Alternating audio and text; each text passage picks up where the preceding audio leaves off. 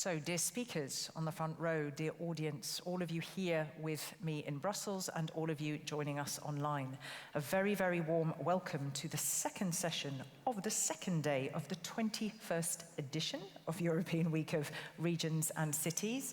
Of course, we have this fantastic Thriving Regions, Stronger Europe theme running throughout, and the discussions in this second session focus on regions in post-industrial transition. And let me reliably inform you that if you think, what is that? What does it mean? Our speakers are going to enlighten you on that. Firstly, can I just make sure you're listening in the language of your choice? Those of you online, you have an icon, you just need to click on it, and then you can select the language of your choice. Here you have the languages here, should you require interpretation. Secondly, critically, are your phones on silent? Please make sure that they are. I love that. Somebody actually nodded there. I like that. Who is here? Who was in the first session? Is anybody who was in the first session? Did you get something out of that session?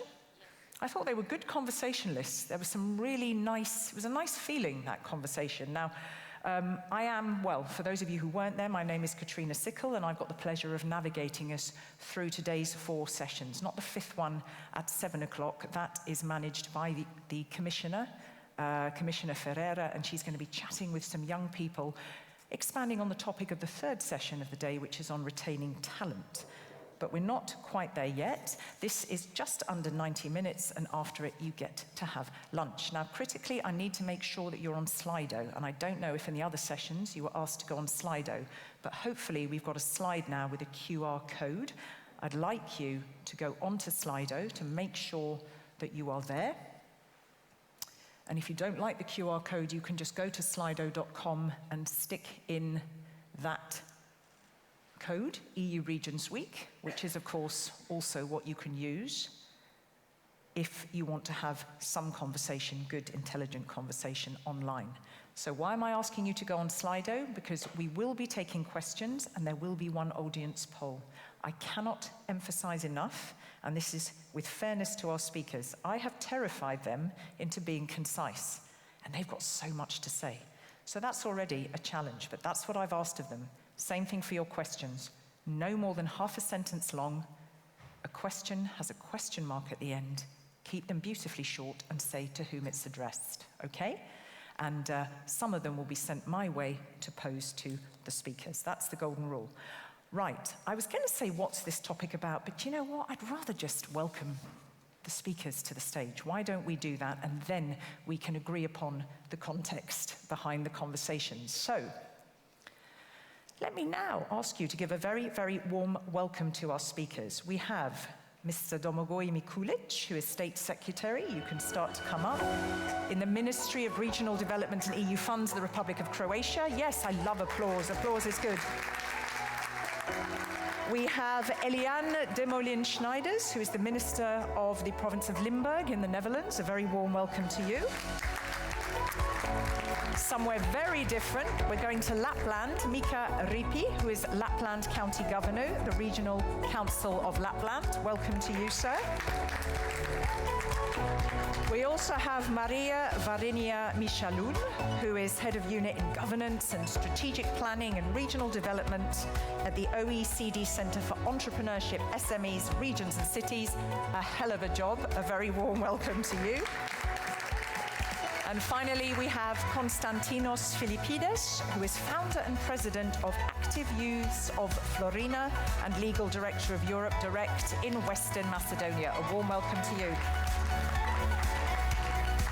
Lovely to have you here. Did that feel a bit like walking into a game show? It was a little bit like, wasn't it? Like, hi, everybody, we're here to... Yeah, I'm sorry about that. You may have noticed, if you were looking at who the speakers' lineup is, we are missing one speaker, and that is a shame from Silesia. Some really important comments to make, but unfortunately she did not make her plane today. So we are one speaker. Really going to stimulate your brains. Now, I said to everybody, and you were in the room, that I was going to come back to you as the experts, not quite now to talk about post-industrial transition, but I think, well, my understanding, and also looking at some of the points that you made when I met you online before, is that industrial transition is increasingly complex, perhaps more complex today than it ever was. But of course, if you don't do anything about it, all you do is increase the territorial disparities. And all of this, all of those challenges, well, you all know it's your daily bread and butter, are taking place within a tremendously complex geopolitical and environmental context. So policymakers have got to maximize opportunities, but minimize costs to all these communities. How do you kind of manage that juggling act? So you've got EU policy there to try and help propel that transition forward and bring everybody along. So we're going to look at some of the EU policy initiatives, national, local initiatives that are in place, how you manage all that with stakeholders, the challenges that we face in this transition, and we'll really look at the role of all those various stakeholders, but also perhaps the mechanisms that are needed to bring this industrial transition forward. And I'm just going to kind of put in there, of course, in line with cohesion policy principles. I've introduced everybody. Before I give you the word, if I may, can we just run a poll for the audience? It might be interesting also for you to see what the results are, to take a little bit the temperature of the room. So if you can go on to Slido. Again, these aren't rocket science, and I know they don't cover the entire ins and outs of the topic. That's what these good people are going to do. But hopefully in a moment, we can switch, because the question of the poll is, to best support regions in post-industrial transition, we need to what? Now, I hope you can see it. We can't see it here, but we might be able to see it soon. But I can see you all looking at your phones, and I'm assuming you're not ordering takeaway from Deliveroo. So let's hope that they're doing Slido. But we still can't see it. I don't know whether the lovely technical crew backstage can just show us that Slido poll. Or at least, oh, there we go. Oh, there you go. We have it here. So if you've got good eyes, if you don't, you've got it behind you. To best support regions in their post-industrial transition, we need to what? Is it all about the vision, backed up by strategy, backed up by clear policy actions? Is it support in all its forms to help regions to diversify their economy? Is it all about a governance system, transparent, multi-level? I think you're going to tell us a lot about that, our speaker from the OECD. Is it about focusing on strengthening local and regional sectoral value chains? Is that where we need to put our focus? So let's just take a moment. And of course, it's about all of those things, but which for you? Let's give it a few more seconds, and I think we have a clear winner that I'm not entirely surprised at that outcome, because I think unless you have that in place, I don't know, the rest kind of doesn't happen, really, does it? But let's see. Okay, thank you very much. So you are all, we need to ensure a vision driven by clear strategy and all of the relevant policy actions to make sure it can happen on the ground. So believe it or not, I'm going to make these good people wait just a moment longer, because we've got a nice video, and I think the video helps to articulate what is under discussion. So if I may prevail upon the lovely technical crew, we've got a nice video here on sustainable, smart specialization for the reopening of industrial sites in the Danube region. It's just a couple of minutes long, but take a look.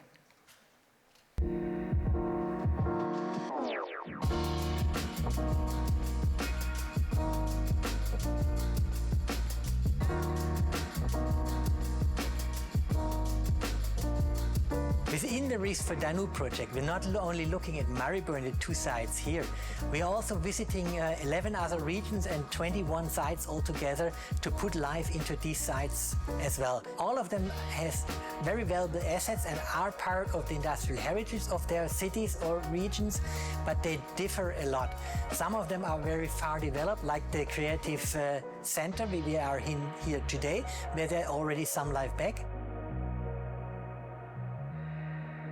Others are still on the basic development of new ideas, like in the textile factory in Maribor, where not much is happening.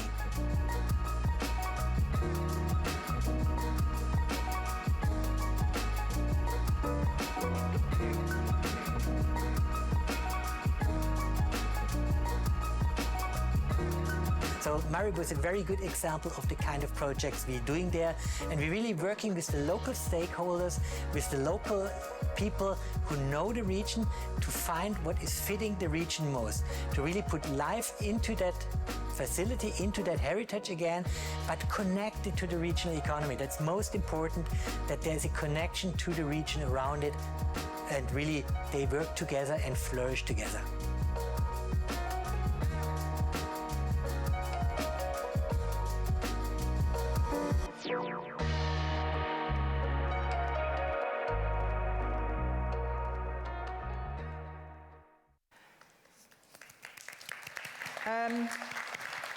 I like that. I like that the words that came up most there were put life into more than once and flourish. It's super important that all of this flourishes in a coherent way. So I am finally going to come to you. I'm going to start with you, if I may, Mr. Mikulic. This gentleman is a state secretary in the Ministry of Regional Development and EU funds in the Republic of Croatia. And prior to that, you had a lot of experience in the Croatian Agency for Agriculture and Food, and is still a member of parliament or former member of parliament? Former member of parliament. Okay, before I let you just sort of set out your stall, so to speak, let me just ask you for, and I mean a 3 or 4 sentence definition for how you understand post-industrial transition, because I understand it as a new way of doing industry in this green and digital age, this green and digital transition. What is the industrial landscape like within it? But for you, maybe something else. Over to you. Thank you. First of all, thank you all for coming, and thank you for... You need to keep this right here, otherwise these closer. lovely people... Yeah, and the interpreters need to hear you. Okay. Thank you for moderating this panel, for nice opening words for myself.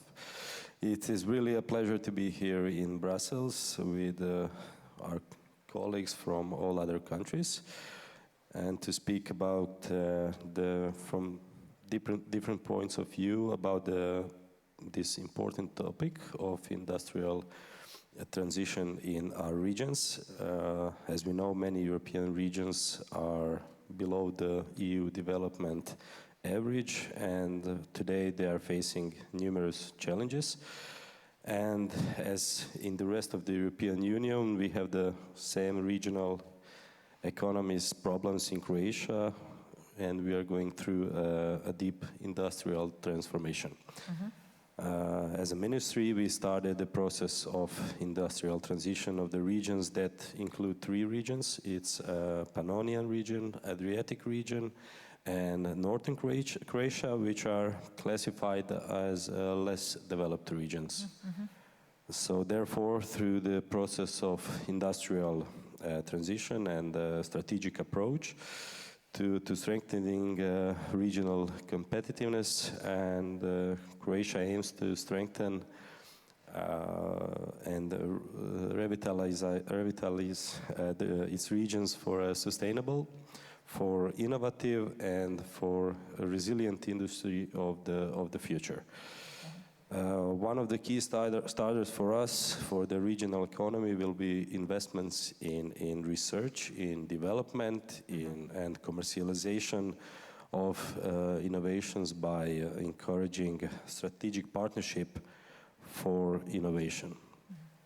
It will enable diversification of production and strengthening of regional competitiveness through the development of new products, of new services in priority niches in our regions. Mm-hmm. And Croatian government will promote this strategic partnership innovation with 320 million euros within the integrated territorial program in this framework from 21 to 27. Of course, it's from the EU funds. And also the innovative mechanism for industrial transition of Croatia regions are also 14 regional value of chains in those 3 regions that I said, which connect stakeholders from businesses, scientific, public sector, and promote strategic partnership in the fields of innovation and smart skills development. Okay, thank you, and very clear. Do you know, I think you've been going to the EU School of Vocabulary, because you said all of the, I think everybody here from DG Region will be going, yes, because you used the words competitiveness, innovation, resilience, strategic approach, and all of those things. Just before I move on, very critically, very simply, to paint a picture of what you're talking about, those three areas, what's the transition? You know, we're going from what to what? What's the starting point, or what's the move? Where do you want, where's the A, where's the Z? Very briefly, just so they understand what you're talking about. Yeah, maybe it's the best way to make an example of it. Let's say Pannonian Croatia, it's the region where I come from. Yeah. It's in eastern part of Croatia, and it's less developed than the other two. Right. And this region has the opportunity to withdraw 200 million euros through specifically targeted public calls for the agricultural, for the wood industry, for the IT sector, for continental tourism, which are, for us in eastern Croatia, are strong economic branches. Okay, okay. And in our region, and we believe that if we put our money in that branches, we can adapt even faster than. And as you said there, all of that within terms of a sustainable transition in all senses of the word. Okay. Oh, sorry. Yeah? Okay, thank you very much. Thank you for kicking us off. Let me turn now to the Minister of the Province of Limburg. You've got a lovely portfolio. You've got an awful lot going on, I think, that you have to manage. Education, employment, cross-border cooperation, European funding, mining damages. Now, when I spoke to your colleague before this event, I remember asking actually him about the statistic about what the impact of still what you're trying to transform. And you can tell us in a minute, because it really is an example of a very strategic transition in a coal mining region, and you're really trying to reinforce a movement into other sectors. So tell us more, please. Thank you. Just checking if the mic is open. It is. We hear you.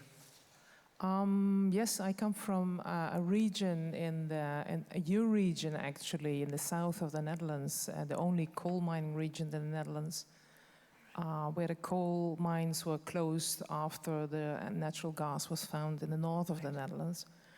And the last coal mine closed in 1975, and until now we are struggling with effects of the closure of the mines. Yeah. We had several transitions from black to green in the physical environment. Right. There was a lot of building. The coal mines were all refurbished. And also with regard to the economy, there was found a new economy. And you see that the economy which was found has a second transition at this moment. What we saw is that a lot of brains moved out of the region, but what the most important thing is that there were also things that didn't went well.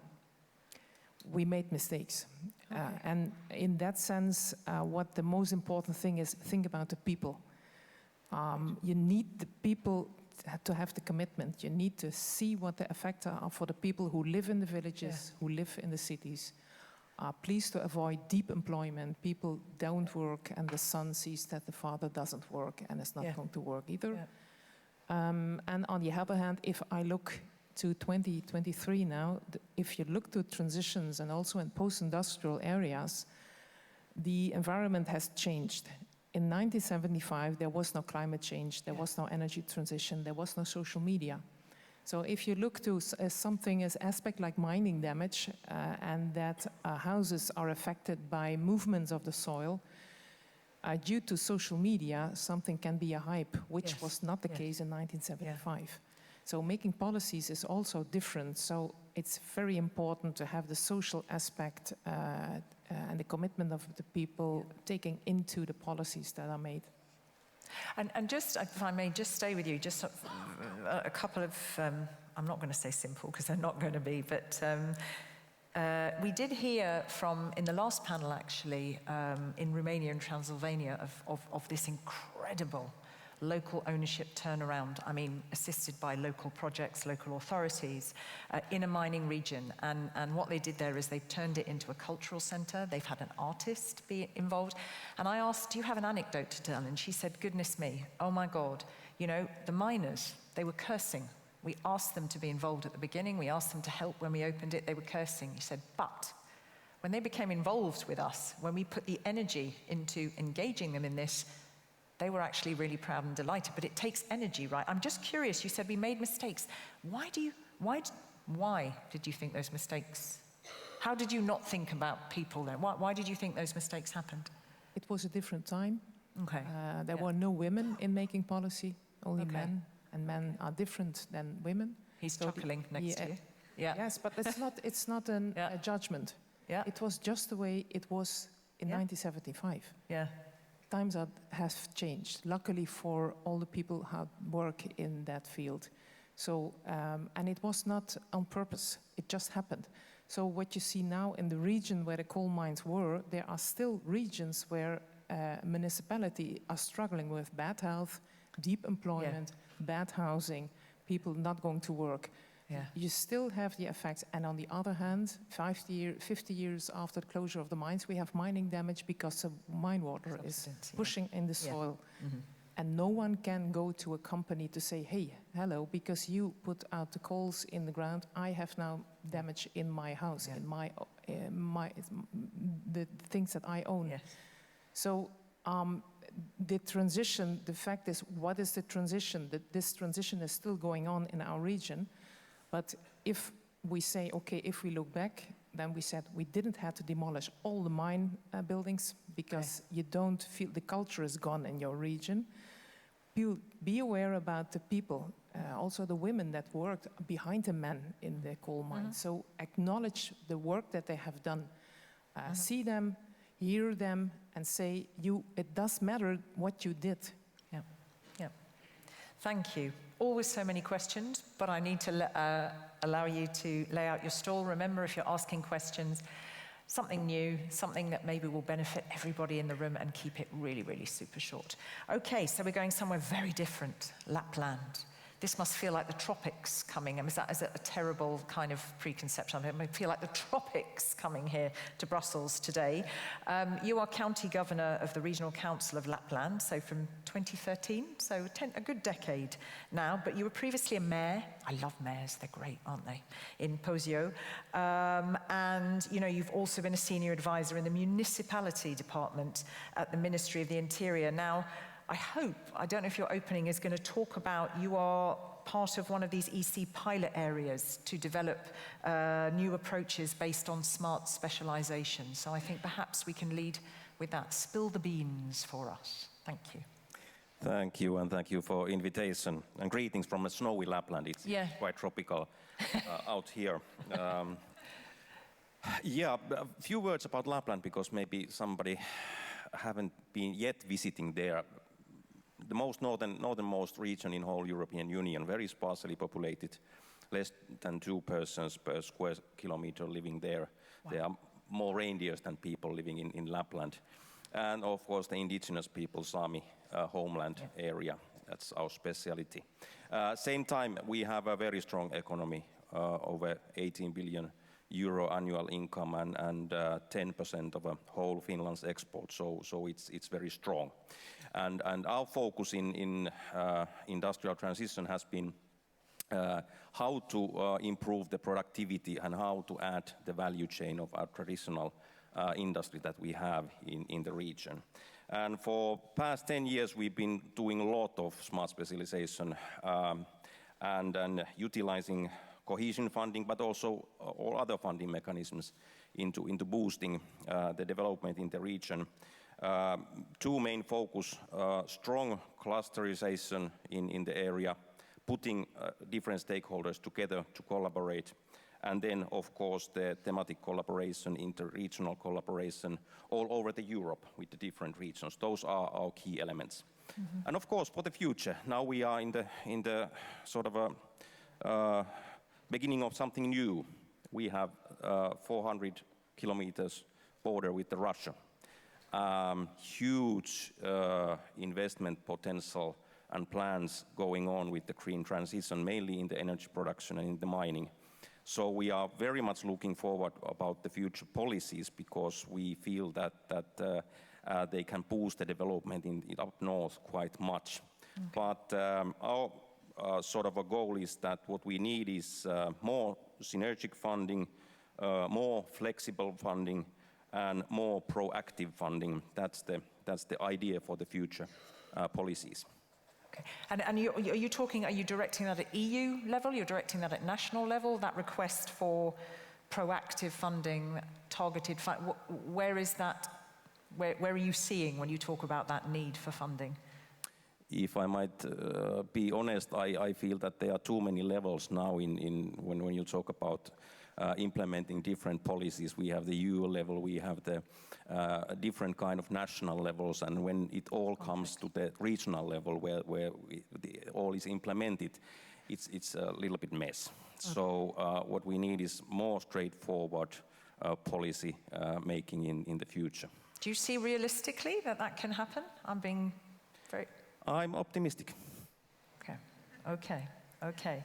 And just one quick question before I move on. This issue of, you talked about the Sami, and I've done an event not so very few years ago, pre-COVID, which always feels like decades ago, near the Arctic Circle, and there were Sami people there. There was a lot of conversation. It was on climate, it was on, I mean, you've got some real specificities there. It's very important, when you talk about people and, engaging them from the outset, this social aspect.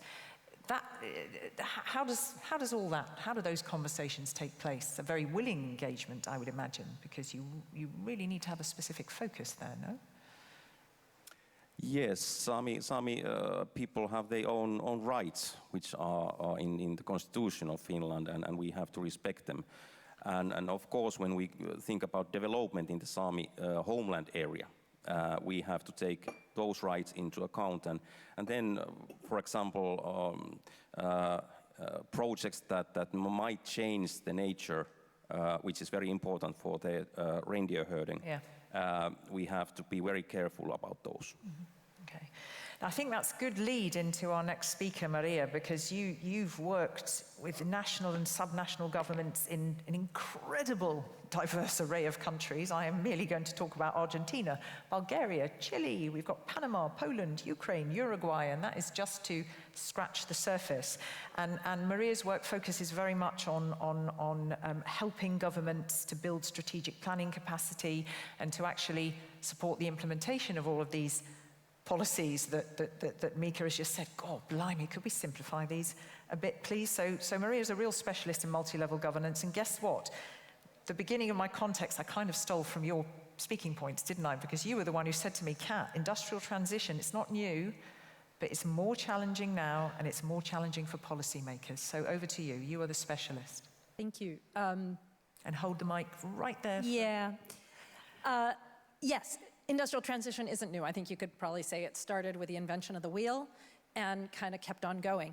But it is becoming more complex and more challenging because of the context that we find ourselves in the world. I mean, between today's inflation, between the Russia's large-scale aggression in Ukraine, COVID, there's climate change, more disasters happening.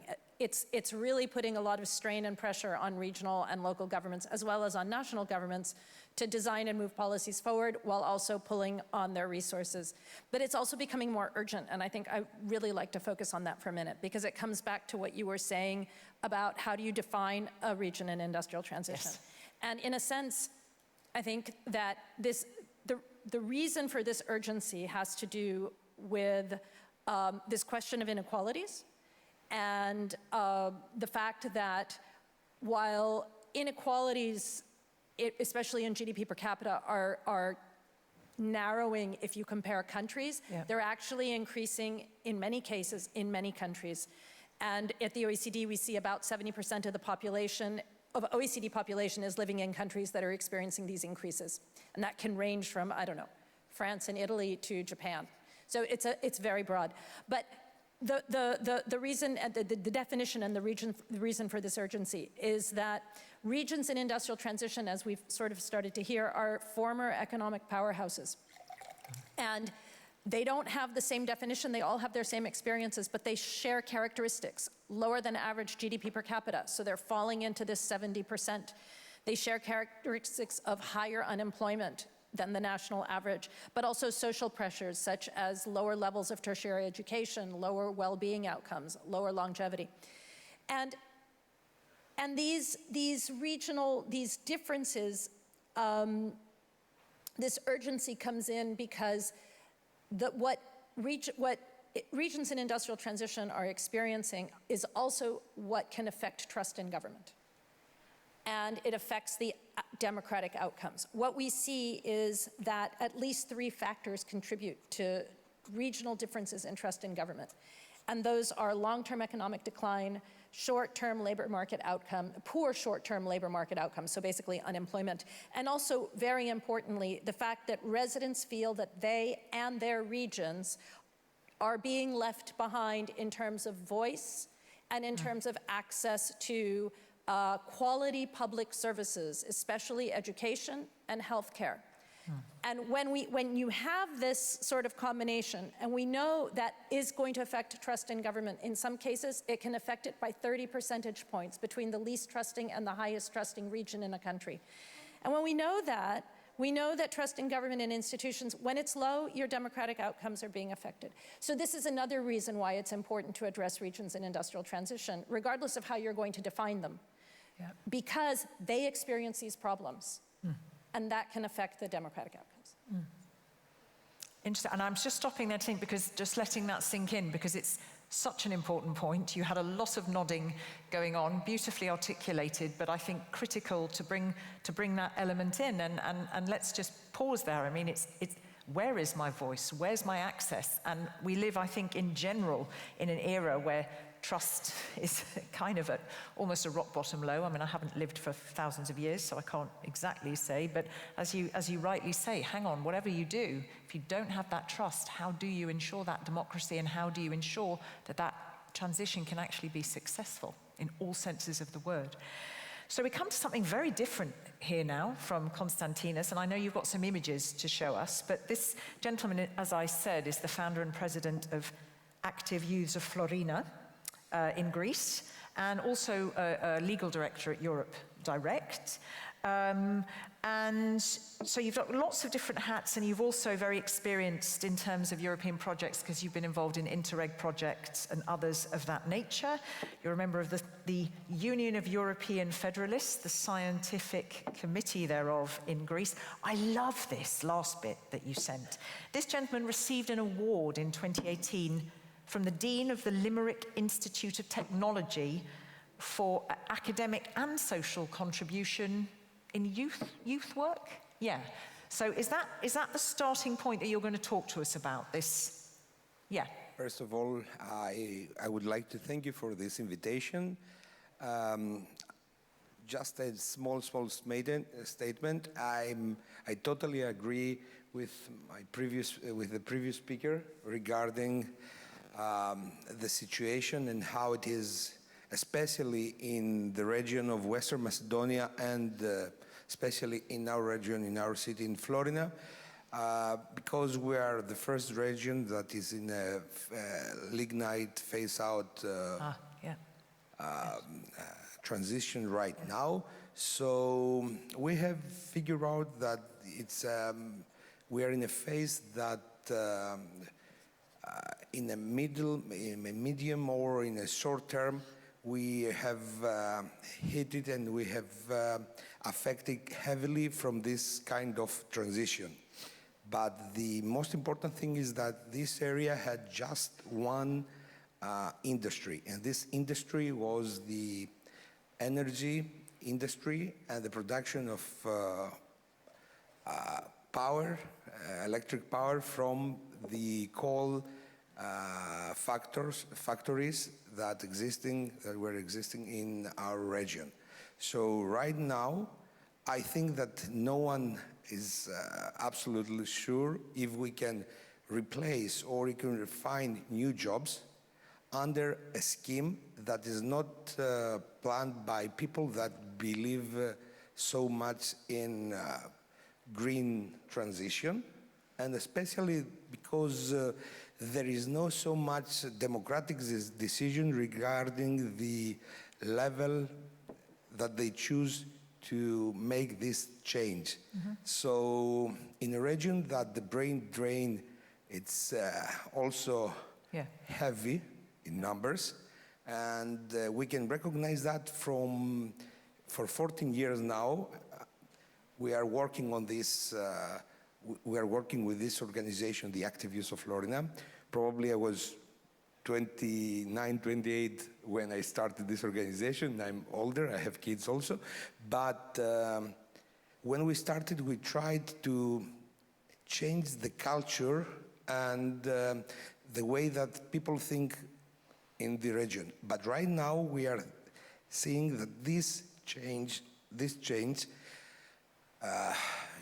it's something that it's heavily hit by this transition. So I think that in our region, nobody believes that we can have, for instance, 600 new jobs in the next year.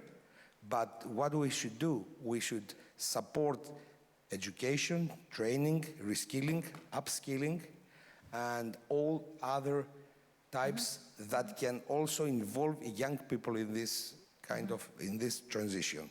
That's why I had these also slides and how we managed to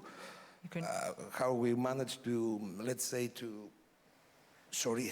No, you're fine. You can drop whatever you like. We don't mind. Plus the poor guy's luggage didn't even make it here. Yes. So look, he ran out and got this outfit. No, he turned up like that, and he looked at his lovely shoes. Okay. Take a moment. You might not be able to read all the text on it, but at least show us a couple of images. Yes. No, I won't read the text. It was just to show how we tried to change this culture in our region. It's not something magic, let's say. It's something that we think that can help people can help youngsters. And this is the purpose for us. The purpose is to change the mind, not change the mind, to give opportunities to young people. That's why we have done all these kind of initiatives. That's why also we are the first region in Greece that is running an educational center for renewable energy sources. And of course, we organized for the first time, that's why we believe very much in the democratic decision, the regional youth forum regarding the transition in Western Macedonia. We have very, very important participation for people. And of course, right now, we're building a youth center with funds from the Green Fund in Greece and budget around 1 million euros that will create in the historic place of the train station in Florida a new youth center for innovation and education. So we are glad that we have succeeded at least in this level, but believe me, it's very, very difficult to change something that for years, for decades, has been, let's say, has shaped the communities and the people in our region. Thank you. Thank you. And I mean, I think when you say believe me, I don't think you're going to have to convince anybody in this room, not least because of the conviction with which you speak, but I think we've touched upon it already. In the interest of managing, not to say we don't have, in the interest of managing time and making sure a little bit later I include some questions from the audience, before I show a second and last video for these good people, I just wonder if, and I mean briefly, you want to come back on this issue of, I'm going to sort of sound a bit vulgarizing it, how do you sell that? Now you've said it, this green, you've said you're breaking it down. You're also supporting, you're skilling, you're training, you're educating, but you know, you are right, believe me, you said it's difficult. Anything that you can chip in with on this in terms of the sell, when it might be difficult? Shall I come to you, Eliane? Yes, if I have an image now, it's an image like an elephant. It's a very, very, very large policy if you are in a transition like that. And just a person who lives there only has this small part of the elephant. They don't see the whole elephant. So it's important to take the people on a distance to say, this is the new view, but also make them feel owned and that they can feel the proud again, because that is what I felt because of the long history in the industry. So it's very important to engage the people, but also make sure that you have the connection. And that is something where we failed 10, 20, 30, 40 years back. So we are happy to give our lessons to all the areas now who are working in this process, knowing that this transition is more difficult than the times we were in it. And at this moment, we are also having a new transition. Now we transition now to a triple helix system called Brightland, so we have more done. But it's important to show them the picture. And I always say, if you are starting working without a policy, it might be that you end up running around like a chicken without a head. And if you have a policy and you do nothing with it, you shouldn't have put money into making a policy. So the fact that there is a balance between doing something and knowing what you are doing, that's important also. Demo, do you want to come in? Is there something that... No? I mean, you're not obliged. It's a rare speaker who says no, but I will take that since there's so much content to cover.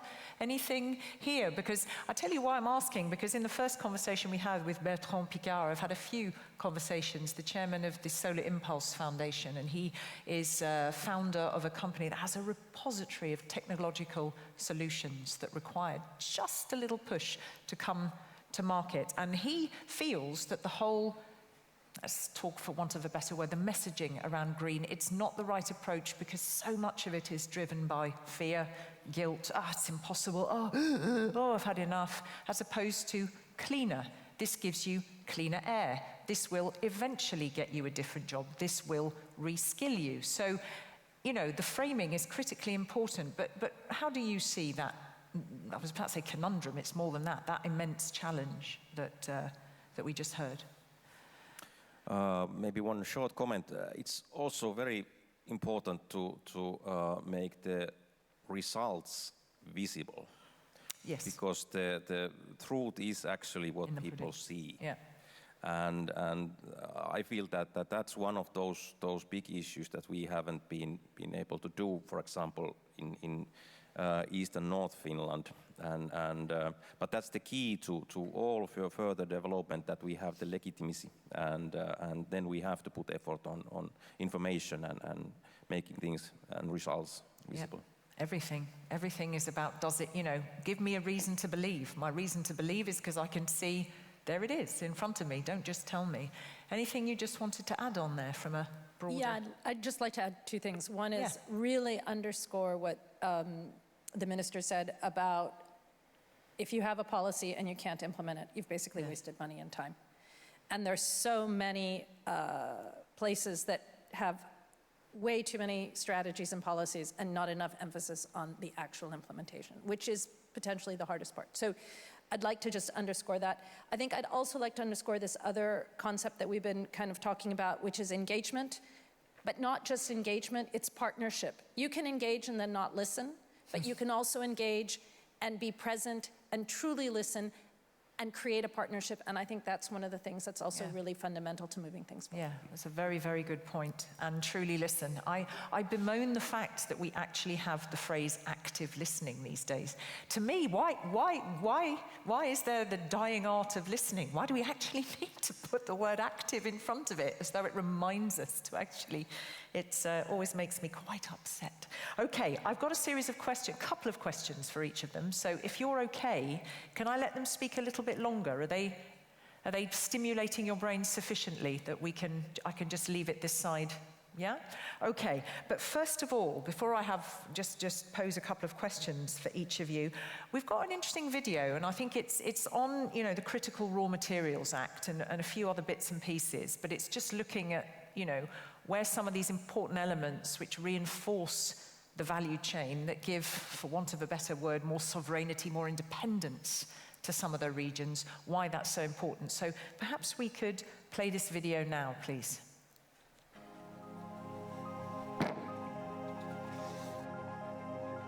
smartphones, medical devices, wind turbines, electric vehicles, solar panels. They are an integral part of our future, but to be produced, they all require critical raw materials. As defined by the European Commission, raw materials such as cobalt, lithium or magnesium are considered critical because they are essential to many industries. They are also critical because their supply comes with a security risk. The European Union is heavily relying on imports, and this can pose a threat to Europe's autonomy and resilience in the long run. As Europe works responsibly towards mineral self-sufficiency, regions and EU-level collaboration become key. One example of collaboration between regional ecosystems is the Meru project that ended in 2021. As mining projects are carried out at regional and local levels, regions are important actors in securing the future access to raw materials. Regions have lots of valuable experience in mining and metallurgy and are important actors in the valorization chain. But how can European regions ensure a sustained and sustainable supply of mineral raw materials to the EU? The EU project Meru aims to establish a network of mining and metallurgy regions across Europe that will help the regions to share knowledge and experiences when facing the challenge to establish and maintain an extractive industry. The Meru project will identify the economic, societal, environmental and technical factors that are either helpful or hampering to the development of mining and metallurgy industries in Europe and provide guidance on how to overcome these challenges. Meru achievements continue with the lead of the Smart Specialization Partnership on the Mining Industry and Global Value Chain, shortly called S3P Mining Industry. Today, the regional mining innovation ecosystems are the core players enabling the green transition and secure mineral raw materials supply to the EU industry and society.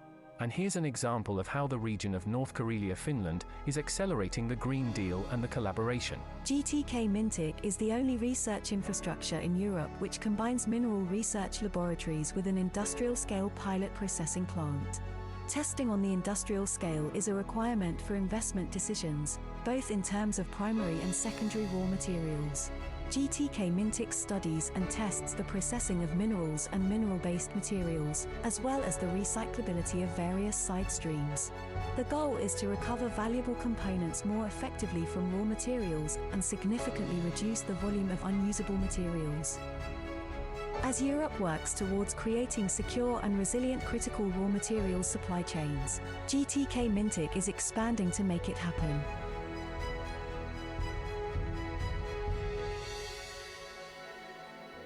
Most of Europe's supplies of critical raw materials happen to be located in regions that are going through industrial transition. We must work together to ensure that these regions have enough of our shared resources and knowledge to tackle this European problem. With these and countless other projects, we're off to a great start.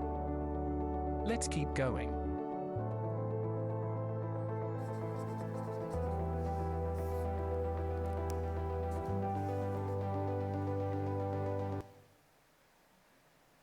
Okay, there was a bit of advertising. They cut that off a bit early, didn't they, Mika? Yeah. Did you want to say something? Go on. You're about to reach for the mic there. No, actually, this was the first time that I saw this video also. So okay. A lot of familiar things, but... You'd never seen it put together like that, packaged up? No.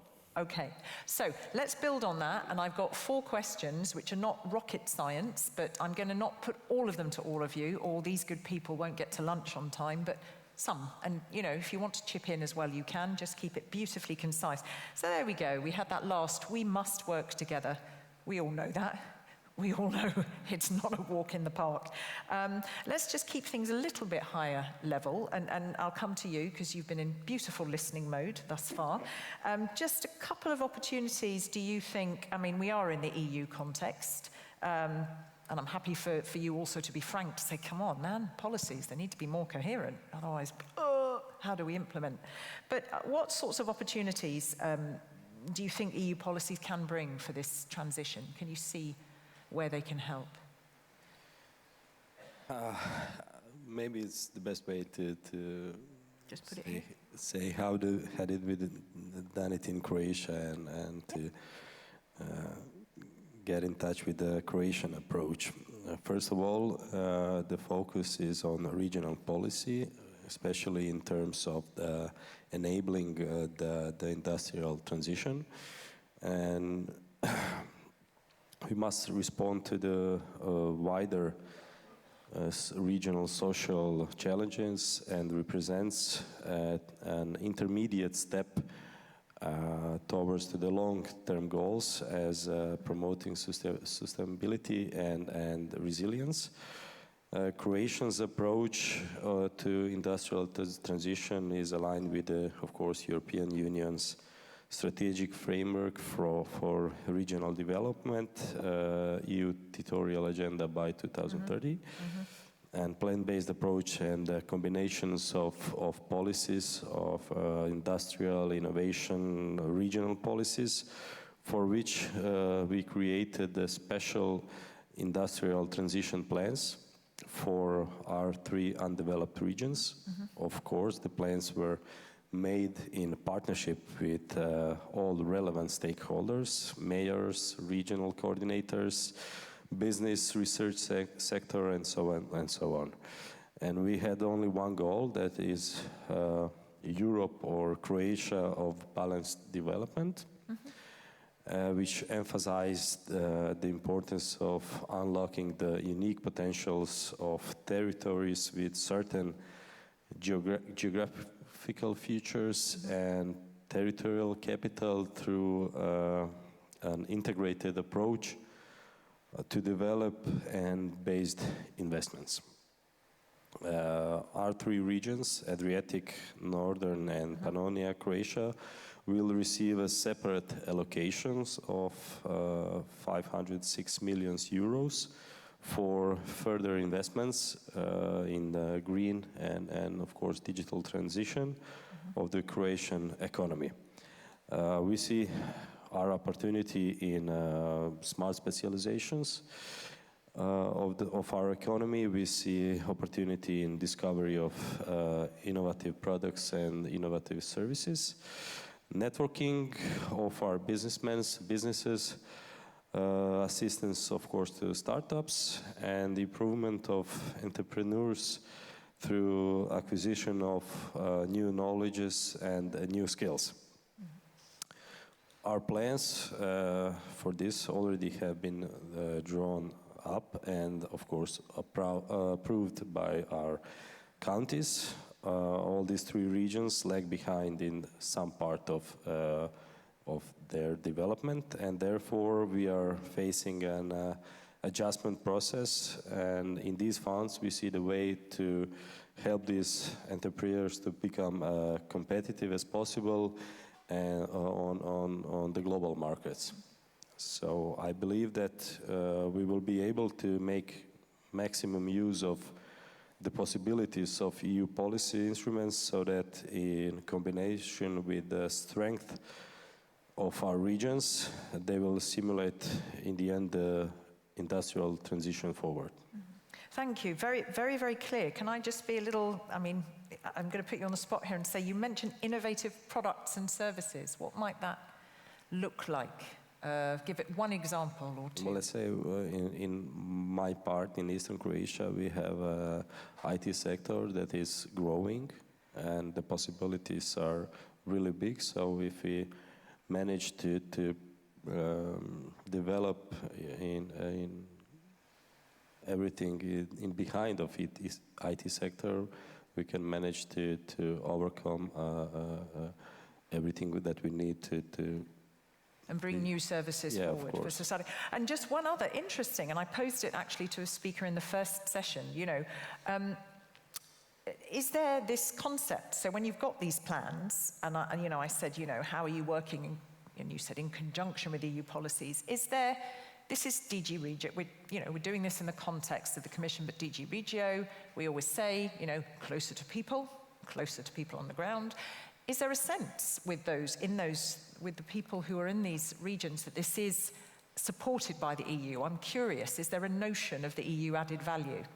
Yes, of course. That's great, because you don't always get that answer, yes, of course, actually. But there is. Okay. Yeah, I think is the best way to involve everyone Okay. in this process. Okay, thank you very much. I'm just going to jump momentarily over you, but I will come back to you. But I'm going to come to Mika first, if it's okay.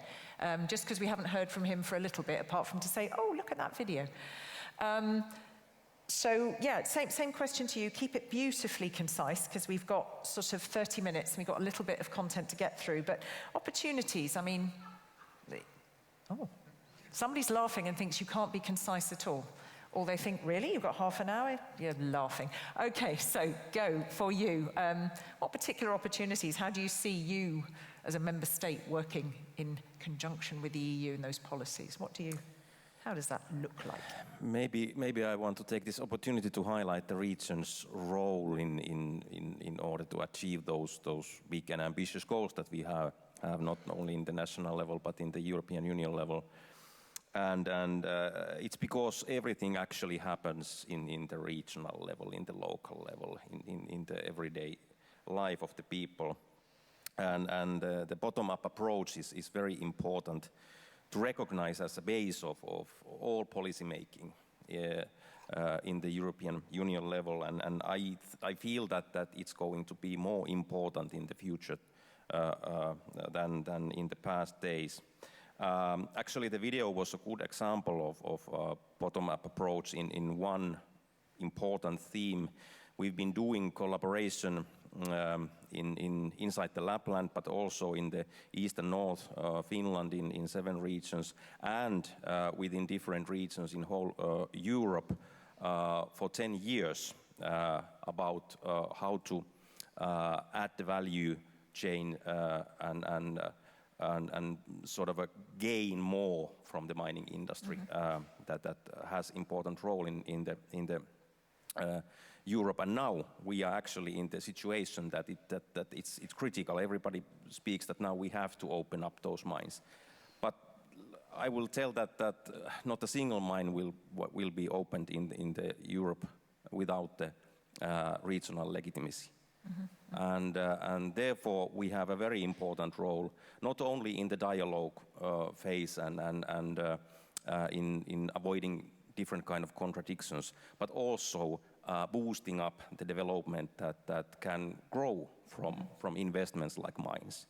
Our approach is very much so that we need to put investments and funding into innovation and research that can boost SMEs that are working in the themes, for example, in the mining. So mines will be opened.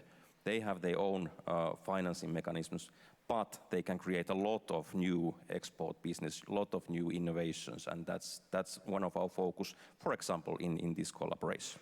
Okay, and I mean, perhaps, I mean, we've seen a few questions that are coming in, I mean, and I think Eliane will probably also speak to this first one, because you said in your transition you called it triple, quadruple helix. You're bringing all of these different stakeholders together.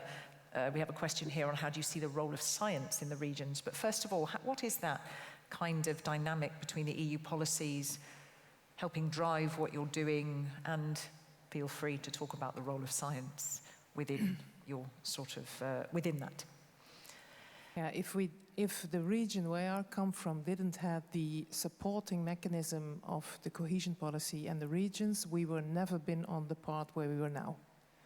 So it was crucial for the transition in our region. With regard to science, I think science is one of the ingredients in this transition process. So in the Netherlands, we like to talk about the triple helix, and at the moment more about the quadruple helix, that you say, okay, we involve the citizens, the people as well.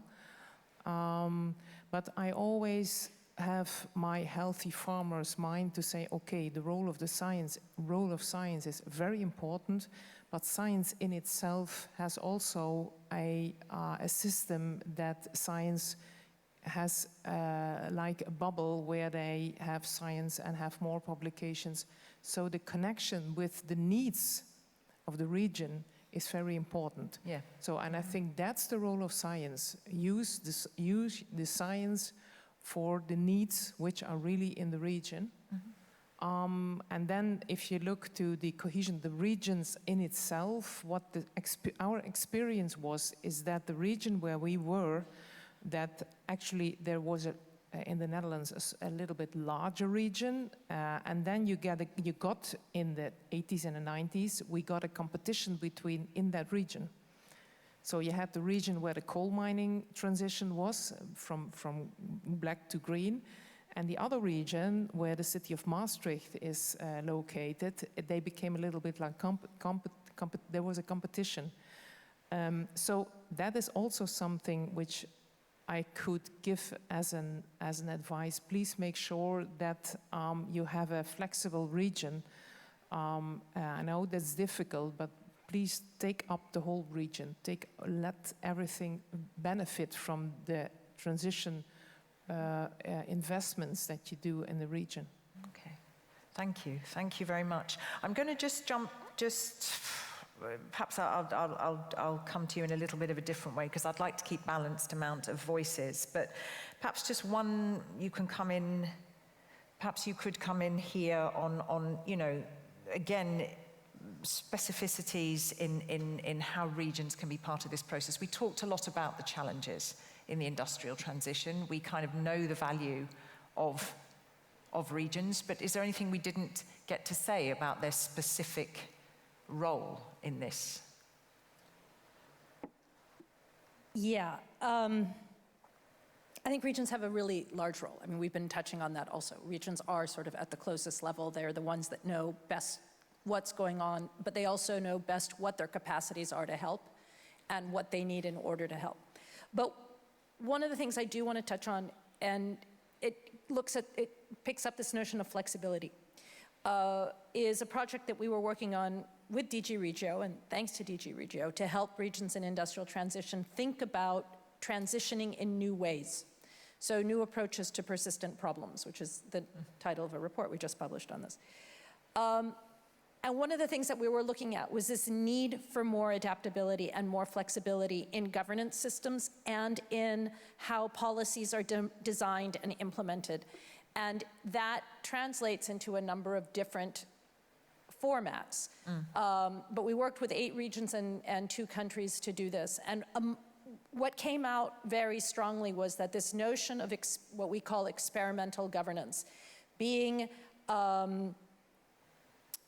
collaborative, being innovative, and really learning from your actions is one of the let's say, frameworks that makes experimentation successful, but experimenting with policies gives you the opportunity to test something in real time and know whether or not it's going to work or what you may have to adjust.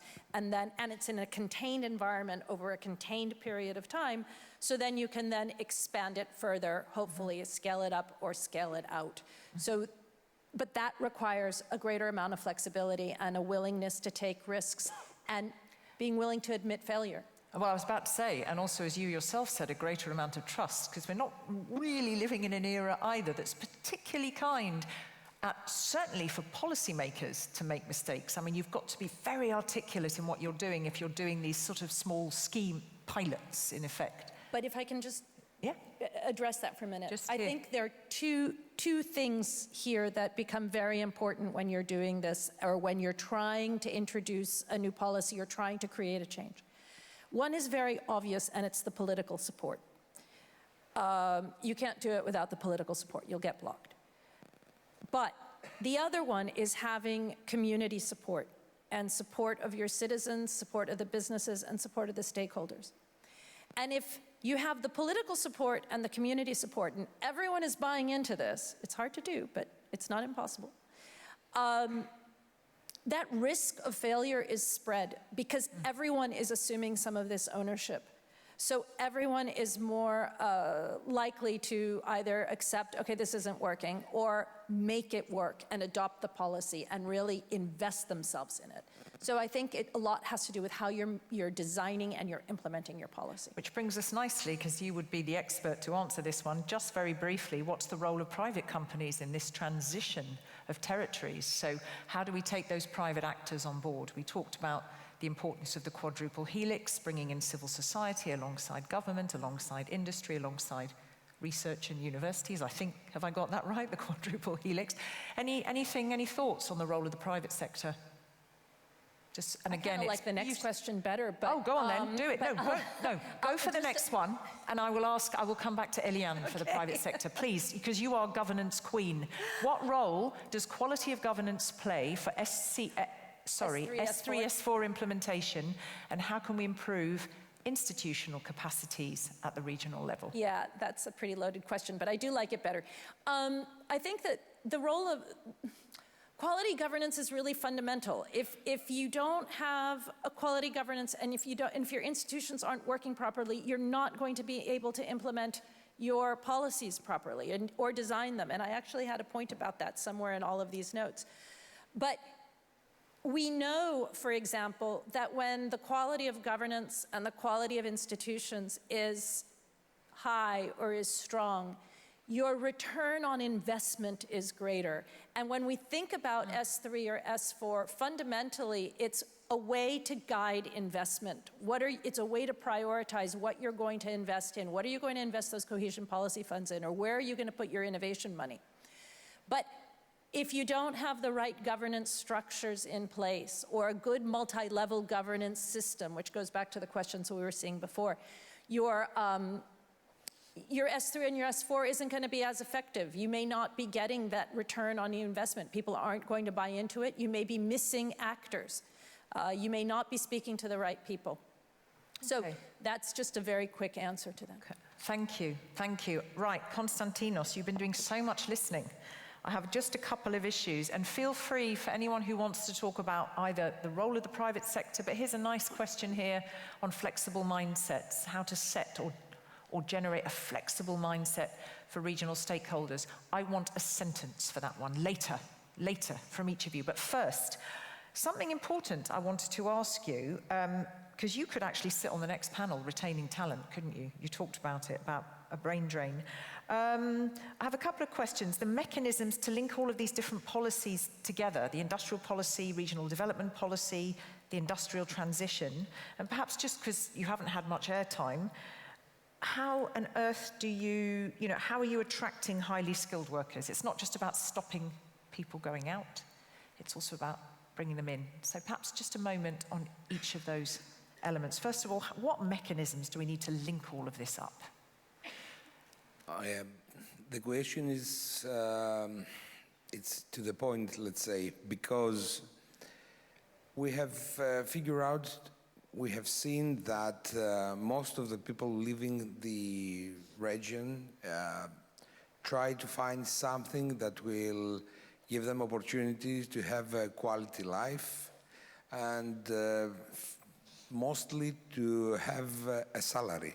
Because with the high rates, impressive high rates of unemployment and youth unemployment, there is no possibility to have a life and to be, to have a fair base of life. But in our region right now, the question or what we're looking for is not just to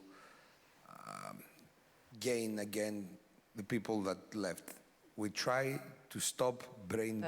Okay, so the focus is more on the stopping the going out than the attracting. Yes. So that's why we're acting mostly on giving opportunities like people like digital nomads. For example, right now our scheme is to create this youth center in order to have tax-free, let's say, places in order to establish their new startup, their company, in order to have a place where they can work, they can live, they can breathe.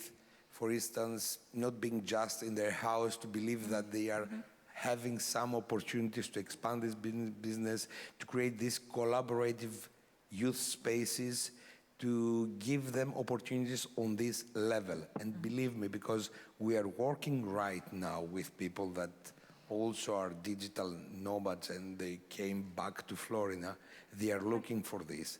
There are people that have creative skills on digital media, on communication, that is very, very easy to live in a small regional city, in a small city in the region, near the borders, and at the same time to expand your network with this youth organization who has a huge network and huge opportunities to give and to live in your hometown. So we try to attract all these youngsters, all these young professionals, scientists who live abroad, to think about what they can do also for their hometown and how they can also help also their families. Well, what you mean, even, just to be clear, even if they stayed abroad, you mean? Yes. You're not, okay. Even if they stay abroad, to think about that. Right. So we also try to create this kind of platform, a platform that will assist and help also the people who live also in this, in the area. Yeah. So it's in a multiple level how we are thinking to introduce it. Okay, so it's a very sort of detailed ecosystem. It's a very nuanced ecosystem. And just to say with you momentarily and to try and tie this in, I mean, just of interest, and again, I can have contributions from others, beautifully in a nutshell, the role of private companies, and here's a good question, what role can place-based agencies play? You know, do we have the sufficient institutions and mechanisms in place, or do we need something else? Do you feel, Katrina, we're really lacking, I love it, because you always say, believe me, I love that. Is there something you're lacking in to, because it's a challenge. I don't want to be pessimist, but we're lacking a lot of things. This is... That was such an English sort of understatement. I don't want to be a pessimist, but yeah, we lack everything. Yeah. Yes, but because I think that we have all these equipment, let's say all these tools, the financial tools, this kind of transition, and I will be very, very short. I wanted to reply to the first question regarding the clean coal that I see. The clean coal question. Yes, there is no clean coal when there is mining. So if you come to our area and see some villages that have been like an island in the middle of nowhere and all surrounded by the mining industry, and next to them there is the power plant, you will understand that there is no clean coal. So also this kind of environmental disaster that affected the area, and the very, very beautiful area in the middle of Balkans, let's say, of Southeast Europe, you will totally understand there are also opportunities for tourism, for example. Yeah. So we have just to rethink and just to reintroduce new agencies that will support democratic and functional transition in the area. Thank you.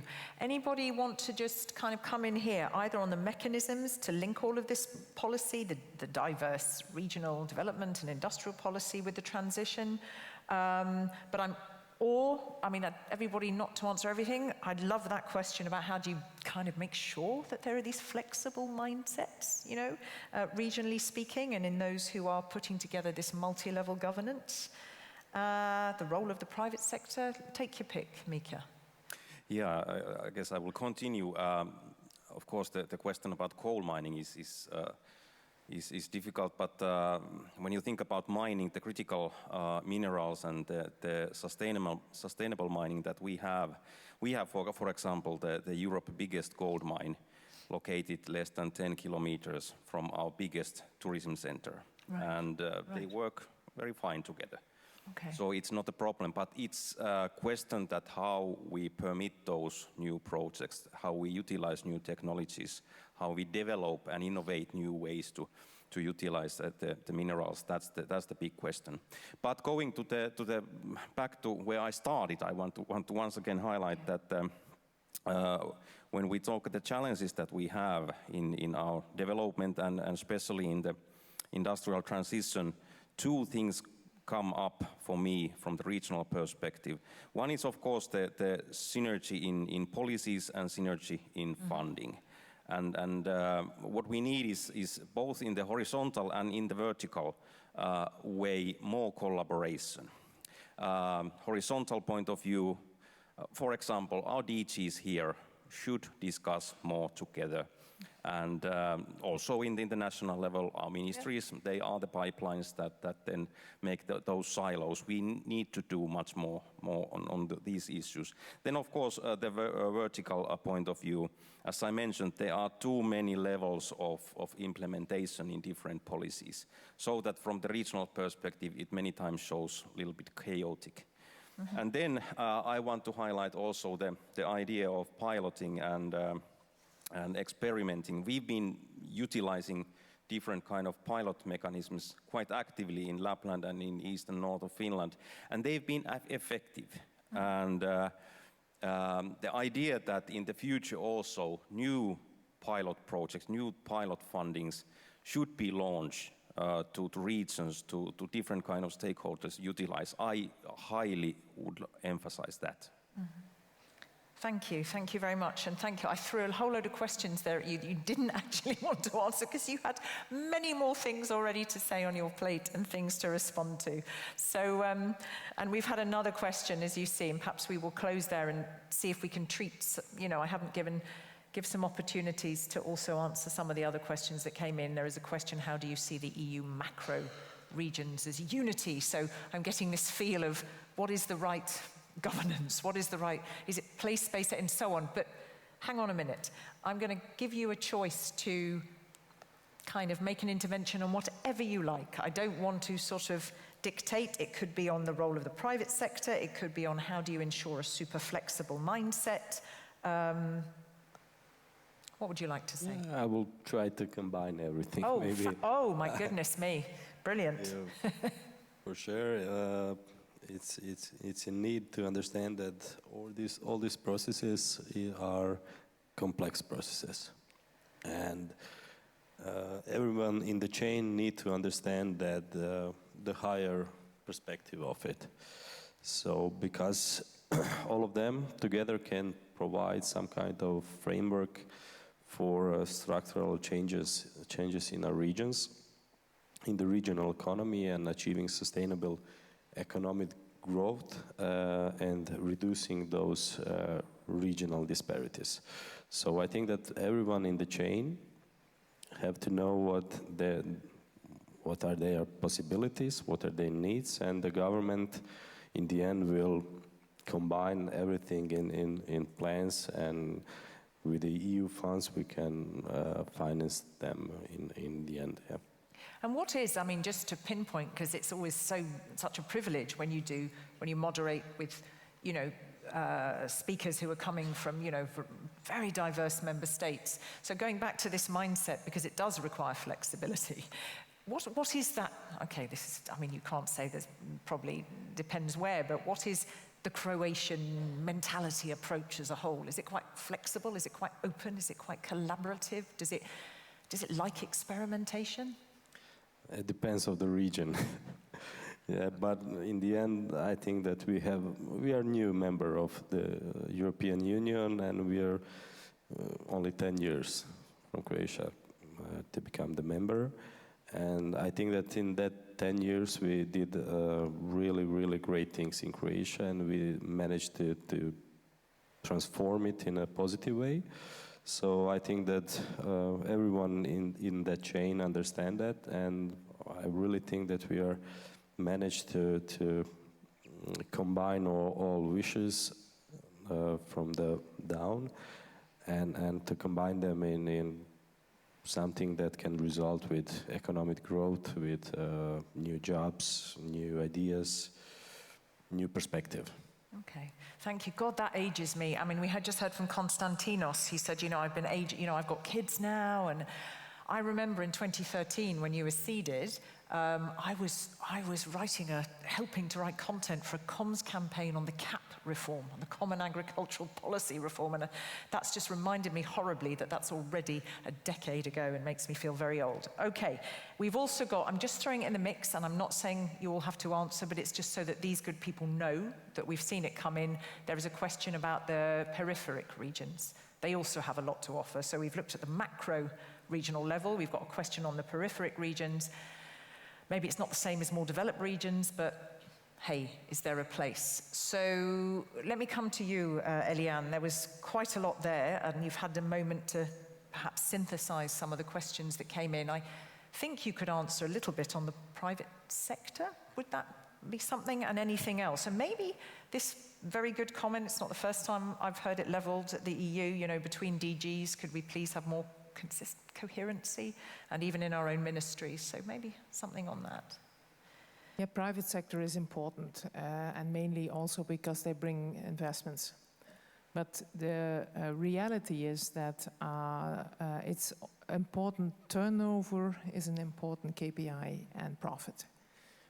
So if you look to bringing in private companies in the whole transition, our experience is, what we have learned is that they need to be able to create profit.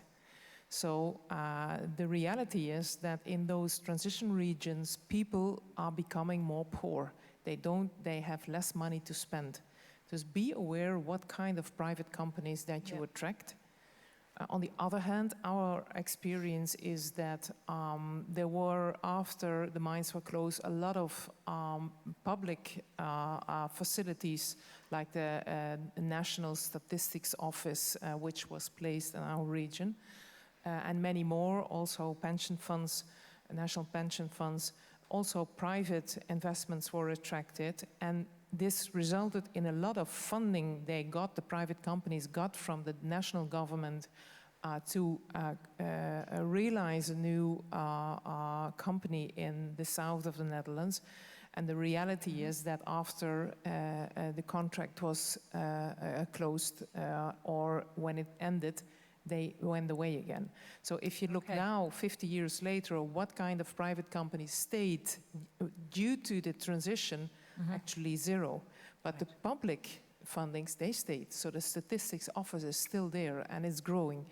So this is an important lesson, and actually you cannot blame them, because they need to make turnover. If they don't make turnover, they go bankrupt. So I think that it is important to connect demand and offer, to see what kind of public companies could benefit the region from, but both. So it's actually like, I don't need an English word, acupuncture, that you really see what, on detailed level, what would be the best. Because if these private companies leave the region, then the people say, see? Yeah.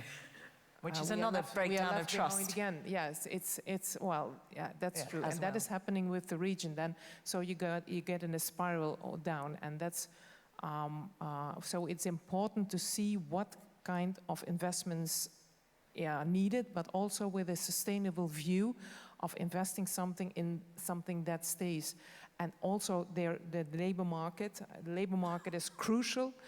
But the people who worked in a setting and have their skills, so the reskilling of people or the upskilling of people, or that's important. But also the reality is, if I'm at home and I'm sitting on the couch with something to drink and something to eat, I rather do that instead of going behind my laptop and do a new course to learn something.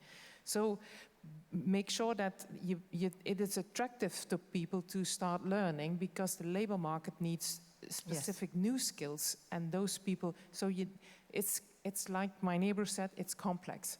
And another thing is, we need time.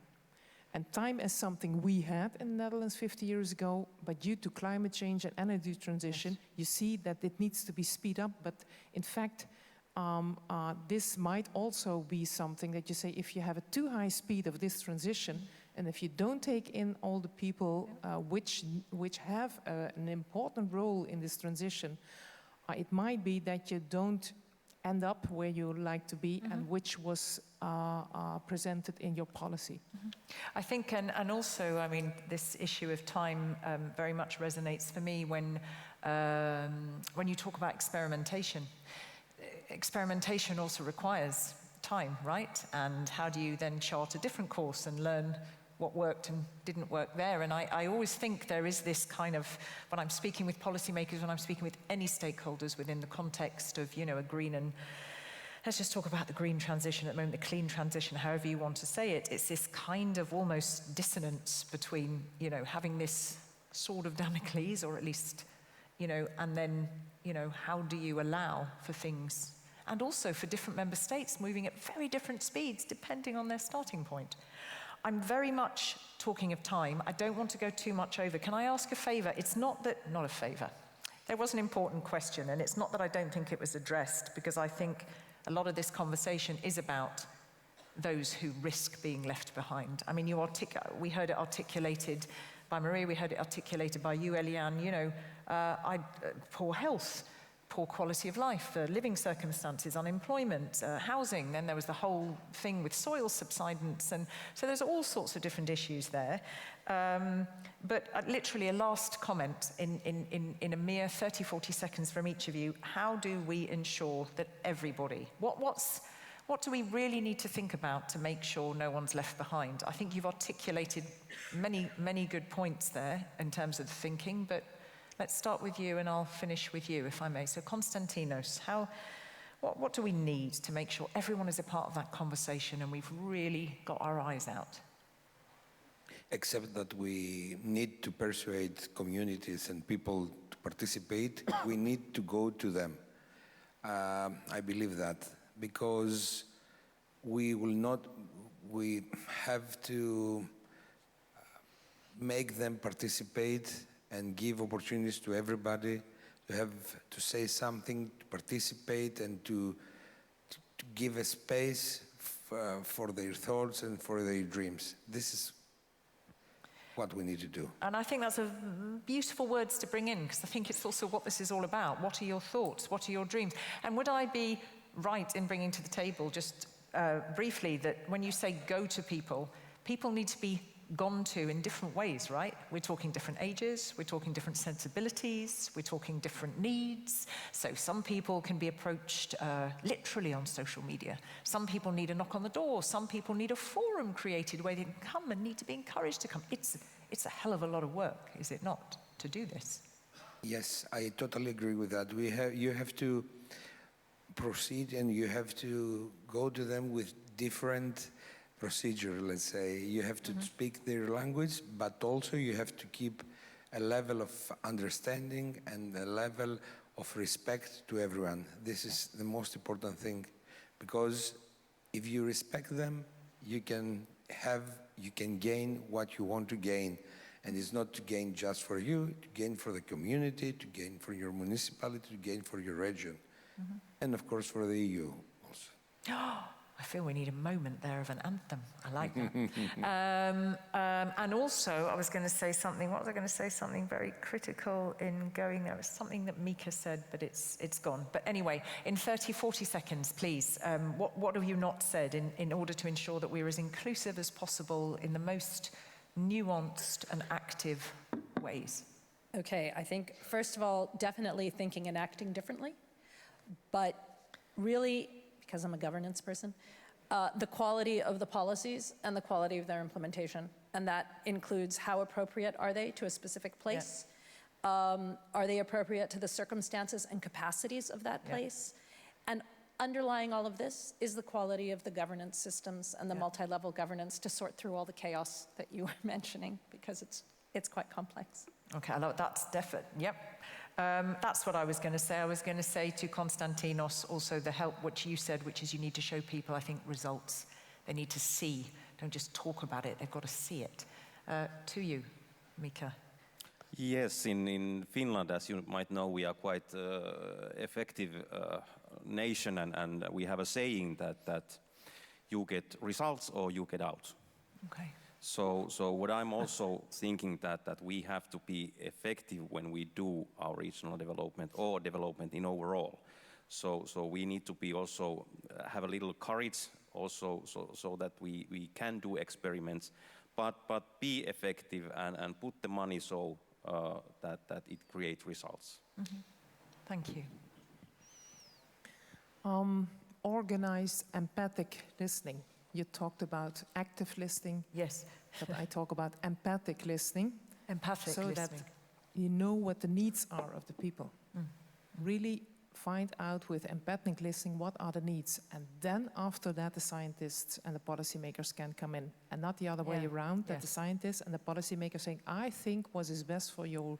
And then, oh yeah, we need to connect to the people. Mm-hmm. Start with the people. What are their needs?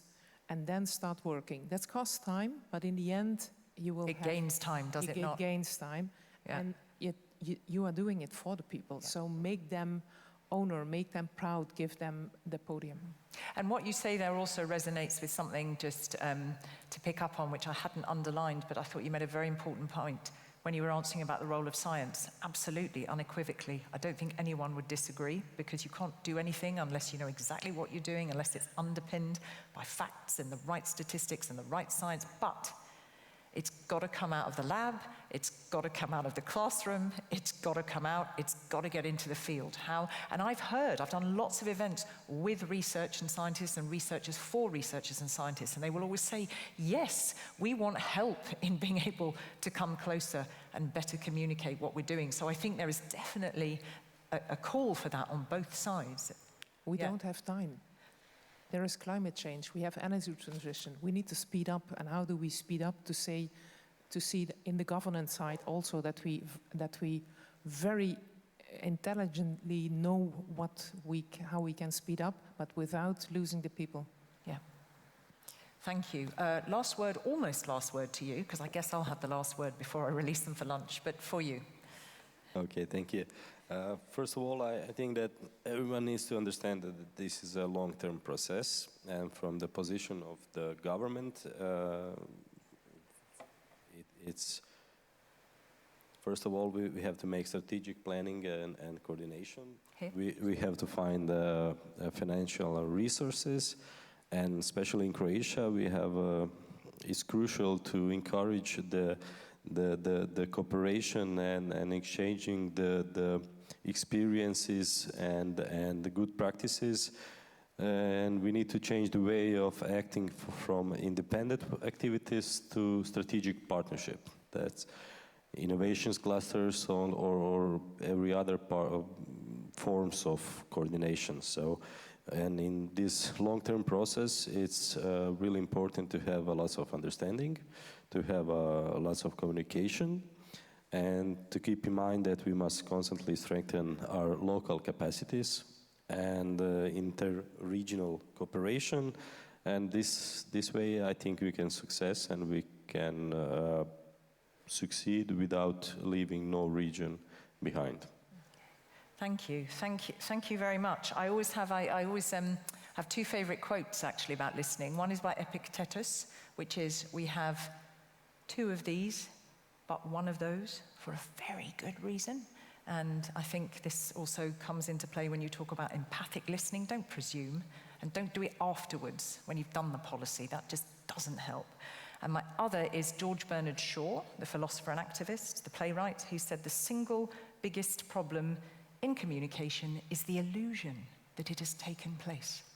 And it requires, and you all know this, so much more energy than it may appear at first. A lot of kind of continuing and adjusting. And I think that's what you beautifully brought out. You said it's complex, but you very well articulated the complexities and the nuances and where you need to look in terms of complexities of place, very, very customized. Not everywhere is the same. What are the specificities? The people, everybody, the quadruple helix, the private sector, but be careful because they'll bugger off if they don't make the money. This very pragmatic approach. If I go back to the poll, vision, strategy, policy. And you're not the first, and you certainly won't be the last to say, please, can we simplify things? Because it's just sometimes as clear as mud, and it doesn't help us.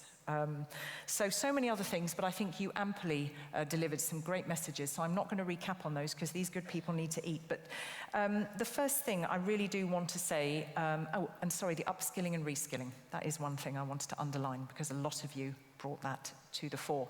Can we give a very warm round of applause to these fabulous speakers? Brilliant speakers. You are an absolutely delightful set of people to have on a stage. Thank you so very much. Did you learn something in the audience? Raise your hands. Was it a good conversation? And I mean, even if you go away with one nugget, that's okay for me. Put your hands up if you go away with a minimum one good nugget. Okay. So I think you did your jobs very, very well there.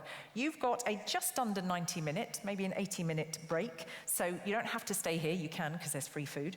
But otherwise, go out, air, network, all the rest of it. We're up and running again when are we up and running again? 2:30. With a cracking 90-minute session that I could ask Konstantinos back for, really, retaining talent for regional growth. But lots of nice examples from the ground. Don't forget to tweet. Don't forget to get on social media. See you back here soon. Thank you very, very much. Thank you.